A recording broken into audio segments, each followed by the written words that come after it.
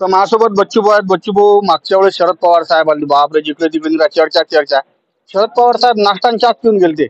आज चंद्रकांत दादा तुम्ही इतका वेळ बेसन आणि भाकर खाल्लं, तर वराडीच्या मातीत पिकलेलं अनाज खाऊन चंद्रकांत दादानं काय प्रतिक्रिया दिली सांगा जरा सर. नाही, त्यांनी अतिशय मेजवानीबद्दल त्यांनी आनंद व्यक्त केला.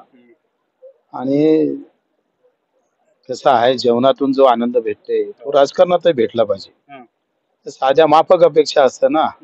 पोट भरलं का माणसाला बुद्धी चांगली सुचते. तर भाऊ नेमकं असं झालं की 9 तारीखला संभाजीनगर बाहेर राजा गर्दी होती त्यात.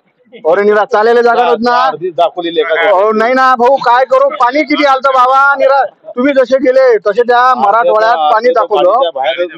हो ना, काय करता आता, लोकांच्या अडचणी असतात. इथं फार म्हणजे फक्त अचलपूरच आहे असं वाटलं तुला? नाही नाही, मी पाहिलं, लय डोळे भरून पाहिलं मी. ऐकून देऊन मला ड्रोनचं फुटेज भेटलं. भाऊ गोष्ट अशी आहे की 9 तारीखला भाऊचा मोर्चा झाला आणि 10 तारीखला शरद पवार साहेबांसोबत बैठक झाली आणि आज इकडे चंद्रकांत दादा आले. म्हणजे काय झालं की जे राजकीय विश्लेषक आहेत की नाही, याचे मोबाईल आणि डोसके हँग पडून आले.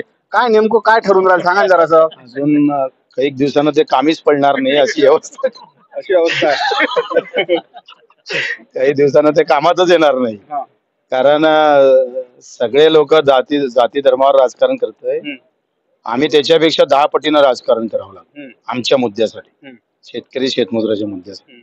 त्याच्यानं आहे त्याच्यापेक्षा अधिक वेगानं, अधिक प्रामाणिकपणे आणि ताकदीनं सुद्धा आम्ही समोरची पाऊल वाट सामान्य शेतकरी, मजूर आणि दिव्यांगासाठी पूर्ण करू. तर भाऊ नेमकं असं झालं की तुम्ही सांगितलं की 1 सप्टेंबर पर्यंत आम्ही शेवटची तुम्हाला तारीख दिली. 22 सप्टेंबरले आता मुंबईत मोर्चा राहील.